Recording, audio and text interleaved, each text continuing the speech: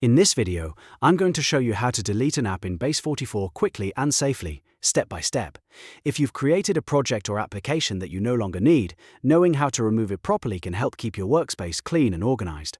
This is a simple process, but it's important to follow the steps carefully so you don't delete the wrong app by mistake. If this tutorial helps, make sure to hit the like button and subscribe for more easy software guides like this one. Now let's jump right in. First, open Base44 and go to the Apps section. This is where all of your applications and projects are listed. From here, select the specific application you want to remove. Make sure you click the correct app before continuing, especially if you have multiple projects in your account. Once the app is open, look toward the top of the page and click on Dashboard. This will take you into the main dashboard area for that app. In the dashboard, find and click Settings.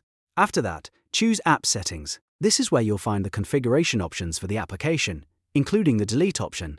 Now scroll all the way down to the bottom of the page. At the bottom, you should see a section called Danger Zone. This area usually contains the most permanent actions for your app, so be extra careful here.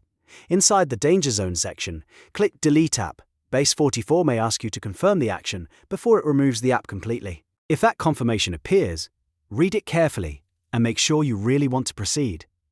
Once you confirm, the app will be deleted from your Base44 workspace. And that's it. Your app is now removed. This is a great way to clean up old projects and keep your account organized. If this video helped you out, please like, subscribe and turn on notifications for more Base44 tutorials and other software how-to videos. Thanks for watching, and I'll see you in the next one.